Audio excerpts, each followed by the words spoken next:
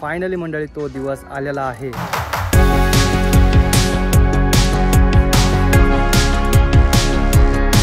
नमस्कार मंडळी, स्वागत आहे आपल्या आणखी एका नवीन व्हिडिओमध्ये। फायनली मंडळी तो दिवस आलेला आहे। तर कोणता दिवस काय ते तुम्हाला सगळं नंतर सांगेल। तर सगळ्यात पहिल्यांदा तुम्हाला दसऱ्याच्या खूप खूप हार्दिक शुभेच्छा। तर पहिली आपली गाडी बघा काय कंडिशन मध्ये। सगळ्यात पहिले जे आपल्याला आता काम करायचं आहे ते म्हणजे आपली गाडी धुवून आणायची आणि त्याच्यानंतर काय जो विषय का म्हणतोय मी असं ते तुम्हाला पुढे पाहायला भेटेल। तर सध्या मला पहिलं जे काम करायचंय ते म्हणजे गाडीमधल्या क्लच प्लेट बदलल्या होत्या। मी वर्षभरात क्लच प्लेटा बदलल्यात गाडीच्या। आणि हा स्टेपनीचा टायर आहे आणि स्टेपनीचा टायर गेलेलं आहे। पहिले काढून ठेवायचंय आणि गाडी एकदम स्वच्छ क्लीन करून आणायची। आणि गाडीच्या तुम्ही प्लास्टिक पण बघू शकता की जशाच्या तशा आहेत, कारण की गाडी आपली तुम्हाला माहितीच आहे, तुम्ही पाहिलेला अगोदरचा व्लॉग वगैरे। आपण गाडी तेलाला चालवत होतो तर चला हे पहिलं काढून घ्या। अरे बाप काय जड आहे, खतरनाक। जॅक घेतला होता, बरं झालं जॅक घेतला होता, नाहीतर लय प्रॉब्लेम झाले असते माझे।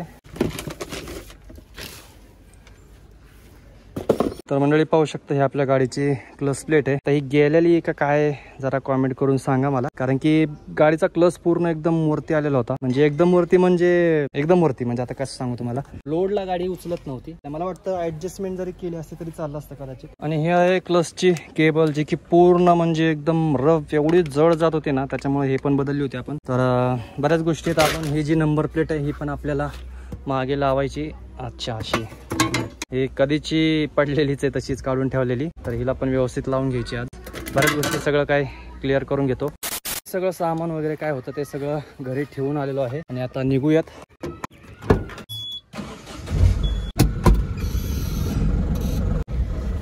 कोणाला एकदम परफेक्ट गाडी शिकायची असेल तर आमच्याकडे आहे एकदा। आणि ही जी बोल आहे ना, बरोबर एक टू व्हीलर आणि एक आपली गाडी बसते। जजमेंट भारी जमते या ठिकाणी। आता लेफ्ट साईडचं एवढे जजमेंट आले ना, काहीच वाटत नाही आता, असा विषय आहे। गंगात आमचं ऍक्सिडेंट झाले ना, त्याच्यानंतर अँगल लावलेलं आहे हेवी गाड्यांसाठी। आणि आपल्या गाडीची बॉडी एकदम कट टू कट बसते। पहिलं तर वाटलं बसते का नाही, पण बसली बरोबर।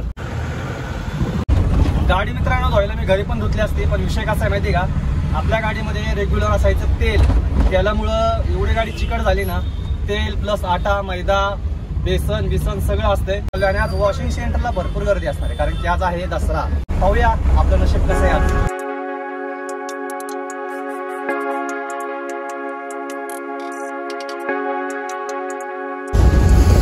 फायनली मंडळी पोहोचलो आहे आपण वॉशिंग सेंटरला, पण ऍक्च्युली गर्दी आहे बरं का। 2 गाड्या तर दिसतात पुढं। मंडळी या ठिकाणी विचारलं पण जास्त लोड असल्यामुळे आज काय आतमधून वॉश करणार नाहीये। पण आपल्याला मेन जे करायचे ते आतमधून वॉशिंग करायची, कारण की आपल्याला गाडी बाहेर न्यायची। बघूया कुठल्या ठिकाणी होतं का काय, कारण की या ठिकाणी वॉशिंग छान करतात, बाकी काय नाही, एकदम मस्त वॉशिंग करतात। मंडळी आता आपण चाललोय मंत्रवाडीच्या जवळ, कारण की मला जरासं रेडियमचं पण थोडं काम करायचंय।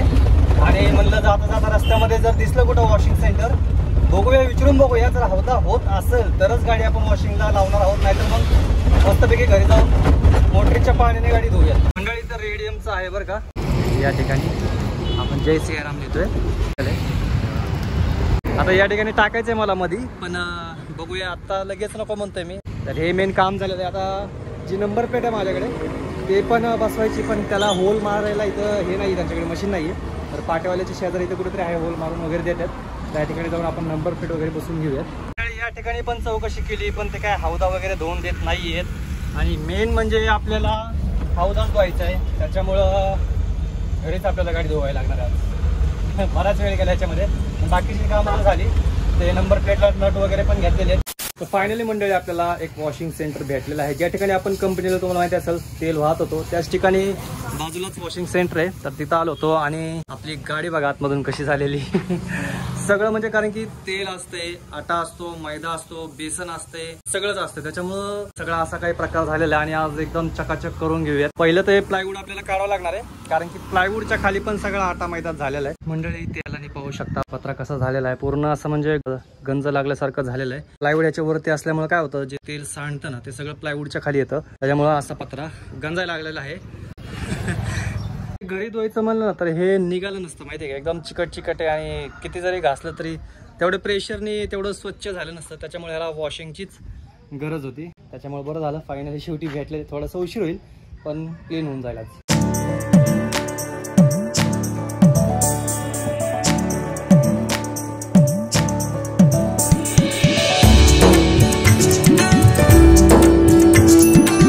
फायनली मंडळी गाडी झालेली आहे आपली धुवून, पाहू शकता दिसते का ना एकदम चकाचक. तरी पण जो हौदा आहे तो जरासा नाही का तेलकट असल्यामुळे तो काही व्यवस्थित झालेला नाहीये जरा. बाकी कशी वाटते गाडी जरा कमेंट करून सांगा आणि नाव सुद्धा कसं वाटतंय. पर्यंत लावलं होतं पण ते काही व्यवस्थित वाटलं नाही मला, त्याच्यामुळे ते काढलेलं आहे आणि त्याच्यामुळे तुम्हाला तसं दिसत असेल चट्टे. तर नंतर क्लीन वगैरे करूयात आणि आता निघूयात. आता टाइम झालाय बघा, आता बरोबर 4:45 वाजलेले आहे. पण आतमधून जरासं राहिलेलं आहे. घरी गेल्यावरती व्यवस्थित सगळं स्वच्छ वगैरे करूनच मग पूजा करूयात आणि मग नंतर निवांत गप्पा मारूयात की नक्की काय विषय झालेला आणि नक्की काय ठरवलेलं आहे पुढे तुम्हाला पाहायला भेटेल.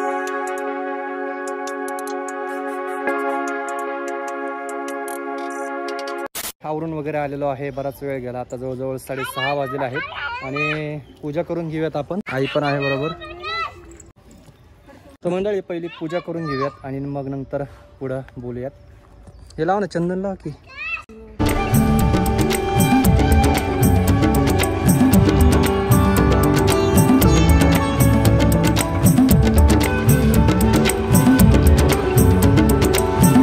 मंडळी आपल्याला मंदिर फिक्स करायचं आहे पण अजून सध्या व्यवस्थित काय होत नाही. ते त्याला खाली लाकूड वगैरे लावूनच करायचं आहे. पण सध्या आपण फुलं वगैरे ठेवण्यासाठी मंदिर ठेवलेलं आहे. नंतर मग व्यवस्थित आपण फिट वगैरे करून घेऊयात.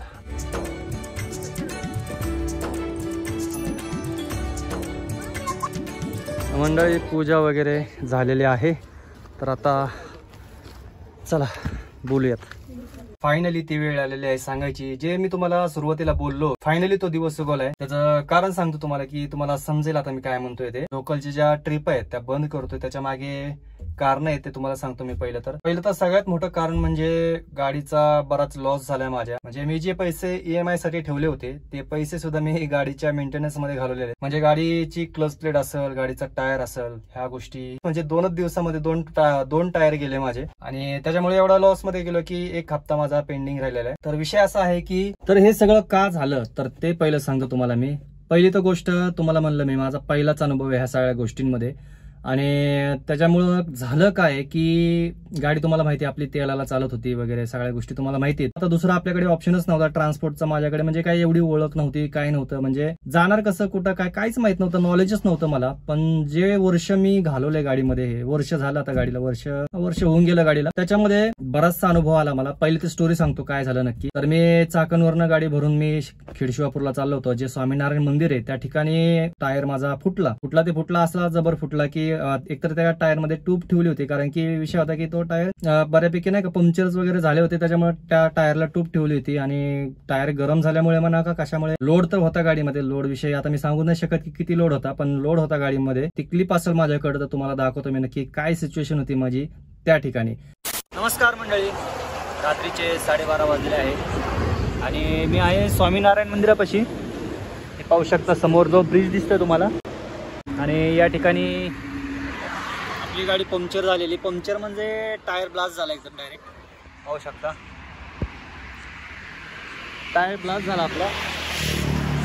सगळं केलं मी, जॅक वगैरे लावलाय, टायर खोलण्याचा प्रयत्न करतोय पण जो एक नट आहे ना तो निघत नाहीये. एक नट आहे तो निघत नाहीये. आता काय करावं ते समजत नाहीये. गाडीमध्ये लोड आहे आणि जे आपले गाडी अनलोड करायला येणार आहेत ते येणार आहेत सकाळी. मला काय हरकत नाहीये, रात्रीचं बसायला पण मला काय वाटणार नाही. आता मी जसं आहे तसं रेकॉर्ड करतोय. 3/9/2025 एकटाच बसलोय बघा. गाड्या पण येते ते जोरात आणि अशा लेनला आहे की आता काय करावं ते समजत नाहीये. या लेननी ओव्हरटेक करू नये म्हणजे झालं. कारण की 2 गाड्या जर चालल्या असतील जर ओव्हरटेकसाठी 3ऱ्या लेनमधनं जर आला तर खूप ब्लाइंड स्पॉट आहे हा आणि गाडी एकदम पूर्ण पण आपण इकडे घेऊ शकत नाही. त्याच्यामुळं जे काय आहे ते सगळं देवाच्या भरोश्यावर आहे, आपल्या हातात काही नाहीये. तर मंडळी क्लिप बघून आला असाल तुम्ही, पाहू शकता. आणि अख्खी रात्र मी त्या ठिकाणी घालवली होती. गाडीमध्ये माल होता आणि तुम्हाला माहिती असेल की 3 लेनचा रस्ता आहे तो स्वामीनारायण मंदिरापाशी. 3 लेन आहेत आणि त्याच्यामध्ये विषय कसा आहे माहिती आहे का, 2 लेनमध्ये जर ट्रक चालले असेल ना तर 4 व्हीलर ज्या असतात किंवा ज्या दुसऱ्या ज्यांना माहिती नाही जास्त हे नाहीये असंच मी म्हणतो. कारण की अंधाधुंद तुम्ही डायरेक्ट लेफ्टला गाडी मारता, गाडी समोर ब्रेकडाऊन आहे काय आहे ते बघत नाहीत. त्याच्यामुळं बरेच ऍक्सिडेंट मी माझ्या डोळ्याने बघितलेले, तसे ऍक्सिडेंट झालेले. त्याच्यामुळे अनुभवातून सांगतो मी की लय मोठा धोका होता. म्हणून मी रात्रभर झोपलो नाही. मी जो दगड लावला होता का, एक गाडी दगड फोडून गेली ती, एवढी सिच्युएशन झाली होती. मग तो एक विषय झाला, म्हणलं जाऊ द्या होता. आणि तो बार एवढा जोरात झाला होता ना की मला धडकी भरली एकदम, म्हणजे एकदम खतरनाक वाला आवाज आला होता मला.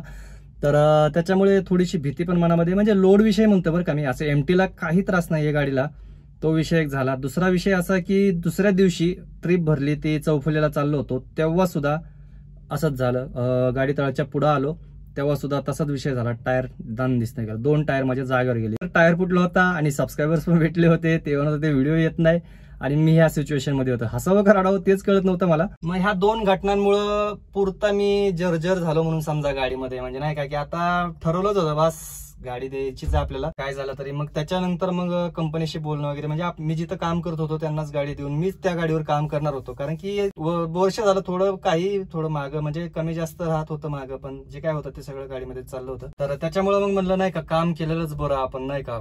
मी बरेच प्रयत्न केले मी, पण काय परिणाम नाही झाला, काय उपयोग नाही झाला. जीएसटी कमी झाल्यामुळे गाडीच्या किमती सुद्धा कमी झालेल्या आहेत. मग आता समोरचा पण साहजिकच विचार करणार की बाबा जुनी गाडी घेण्यापेक्षा डायरेक्ट नवीन गाडी आपल्याला त्या किमतीत मिळतीये, तर तो का विचार करणार नाही, ते पण बरोबर आहे.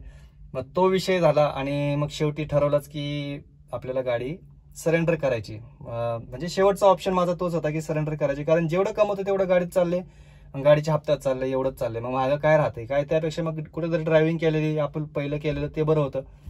थोडंसं बोर वाचाल तुम्ही, पण थोडीशी स्टोरी सांगतो मी की मी इकडं येण्याचं कारण सांगतो मी तुम्हाला. मी मुद्दामून म्हणजे स्वतःहून नाही आलेलो, परिस्थिती मला ती घेऊन चालली तिकडं. काही असेल, निमित्त असेल, संधी असेल, किंवा शेवटचाच प्रयत्न असेल, असंही समजू शकता तुम्ही. बाकी याच्या पुढे माहित नाही. मग विचार केला की ठीक आहे, पण सगळ्यात महत्वाचा जो मला सपोर्ट भेटला आहे ह्या जर्नीमध्ये, मी काल आमची मीटिंग झाली, तर सोमनाथ भाऊ आले होते, आपले रवी भाऊ आले होते. तर त्या ठिकाणी बरीच चर्चा झाली वगैरे. तरी पण घरी आले होते, चर्चा केली काय करायचं काय नाही. आई घरचे पण वैतागलेच होते ना की बाबा काय सारखंच आहे, खर्च काढायचा आहे, सारखं खर्च, त्याच्यापेक्षा गाडी देऊन टाकू, काय असेल ते अंगावर पडलं तर पडलं, नंतर आपण कव्हर करू, किंवा नाही झालं तर काय ना काय कामात थोडं का होईना कव्हर करू. पण जर लॉसच होणार असेल तर मग गाडीचा उपयोग काय. तर हा एक विचार होता. मग हाता उघडला माझा. तर ह्या सगळ्या घटना घडल्या, पण तरी पण नाही का मीटिंग झाली. नंतर दुसऱ्या दिवशी आम्ही फायनान्स वाल्याकडे जाऊन आलो, त्यांना सांगितलं की आम्हाला गाडी नको, आम्हाला गाडी सरेंडर करायची. झालं तो एक झालं. घरी यायला लागलो तेव्हा रवी भाऊंचा फोन आला. ते म्हणले काय झालं विजय भाऊ, काय निर्णय झाला आता. तर म्हणलं असं आहे, द्यायचं म्हणलं चाललंय. तर म्हणजे देणारच होतो आम्ही गाडी. आता 10 तारीख जवळच आलेली, 10 तारखेला दुसरा हप्ता बाउन्स होईल. गाडी एक तर ओढून नेतील, नाही तर मग स्वतःच आम्ही देणार होतो, ओढून नेण्यापेक्षा आम्हीच देणार होतो गाडी. तर ते काय म्हणले की विजय भाऊ हे बघा, गाडी अशी ना तशी जाणारच आहे, तुम्ही मला माहिती वैतागलाय वगैरे. त्यांचं बोलणं म्हणजे सांगतो मी तुम्हाला की ते म्हणले मग प्रयत्न करून का, प्रयत्न तर करायला नको काय, लढून जाऊ दे ना गाडी, असं हार मानून जाऊन देऊ नका गाडी. कारण की तुमच्याकडे मोठा सोर्स आहे, युट्यूब आहे वगैरे, तुम्हाला ऑडियन्स आहे. तुम्हाला काय फक्त गाडी घेऊन बाहेर पडायचंय. तुम्हाला म्हणतोय आम्ही, कधीपासून म्हणत होते ते मला मार्केटमध्ये या, पण मी म्हणलं नाही का की सगळं आपलं चाललंय. तेव्हा चाललं होतं बरं का व्यवस्थित, काही हे नव्हतं. पण नंतर जे घडलं ते डोक्यावरून गेलंय सगळं, म्हणजे डोक्याच्या वर गेलेलं आहे. तर याच्यामध्ये पण तुम्हाला सांगतो मित्रांनो, अशा गोष्टी झाल्या, म्हणजे हे बोलणं वगैरे झालं आमचं. आणि फायनली मग गाडीचा इन्शुरन्स पण संपला होता, गाडीचे टायर, गाडीचा हप्ता, ह्या सगळ्या गोष्टी. मग इन्शुरन्सचे पैसे कसे बसे आपल्या मित्राकडनंच. खरंच म्हणजे मित्र पण मला असे लाभलेत ना, काय सांगू तुम्हाला, की फक्त बोलायची कमी हजीर. खरंच राहा, मी लय भाग्यवान आहे त्या गोष्टीमध्ये. म्हणजे काय ऋणानुबंध असतात बघा ना माणसांचे, की कोण कुणाचं कोण आणि कशी मदत करतो आपल्याला. देवच त्यांच्या रूपाने साक्षात आपल्याला मदत करत असतो, देवच आपल्याला मार्ग दाखवत असतो. तर मंडळी, म्हणून फायनली निर्णय घेतलेला आहे मी. म्हणून हे सगळं गाडी चकाचक धुवून वगैरे, तेल वगैरे सगळं साफ करून गाडी व्यवस्थित, कारण की आपण गाडी काय पुढे तेलाला काय झालं तरी आता तेलाला गाडी जाणार नाहीये. तर फायनली गाडी आपण ट्रान्सपोर्ट लाईनला, म्हणजे पहिलं जे मी करायचो ते मंथली पेमेंट मला भेटायचं, त्याच्यानंतर जो काय महिनाभर खर्च व्हायचा तो मला खिशातनं भरावा लागायचा, आणि नंतर पैसे मला भेटायचे. मग त्याच्यामधनं काय व्हायचं, ताळमेळ बसत नव्हता माझ्या खर्चांचा. ह्याचा मला राहिलेला हप्ताच गेला माझा फक्त त्याच्यातनं, बाकी कर्जच झालं होतं दुसरं पण.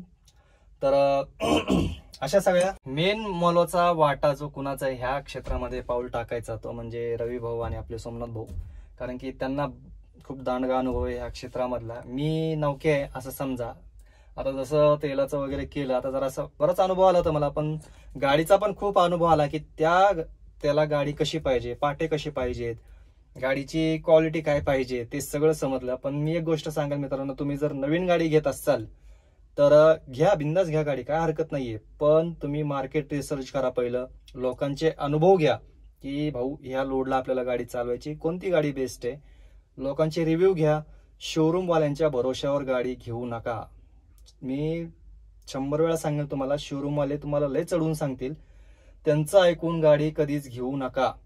कारण मला जेव्हा सांगितलं त्यांनी, हा जाती एवढी नेती, हा नेती, आता जे मला लागलेत ना ते मला माहिती काय लागलेत माझे. तर त्याच्यामुळं दुसऱ्याचं ऐकून कधीच घेऊ नका. स्वतः अनुभव घ्या. म्हणजे तुम्ही जर नवीन असाल तर सांगतोय मी, जुने असाल तर काही विशेष नाही. जुने असाल तर तुम्ही सगळे मोरलेले. आता जसं मला वर्ष झाले, बऱ्याच गोष्टी माहिती झालेल्या आहेत. त्याच्यामुळं नवीन असाल, नवीनच एकदम गाडी घेताय, नवीनच एकदम लाईन सुरू करायची म्हणताय, तर जरासा थांबा, जरासा विचार करा आणि मग नंतर ह्या क्षेत्रामध्ये उतरा. त्याच्यापेक्षा आणखीन बघा काय भेटतंय का, नाही भेटलं शेवटचाच पर्याय मग उतरा, काय हरकत नाही, बिंदास या. तुमच्याकडे जर क्वालिटी असेल, तुमच्याकडे जर ते करण्याची धमक असेल तर तुम्हाला कोणी अडवू शकत नाही. बिंदास या.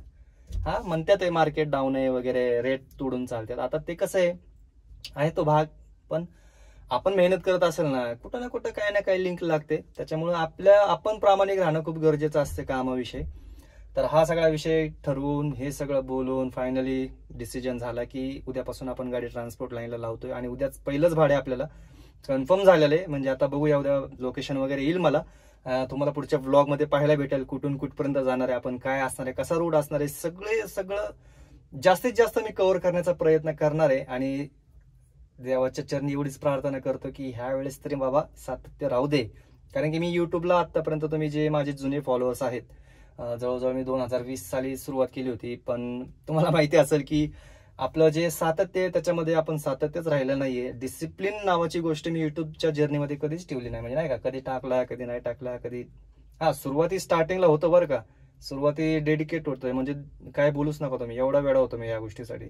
पण नंतर थोडासा फॅमिली, ह्या सगळ्या गोष्टी, त्याच्यामुळं दुसऱ्या गोष्टीचा ट्रेस वाढत गेला, त्याच्यामुळे ह्याच्यातला इंटरेस्ट थोडासा कमी झालाय.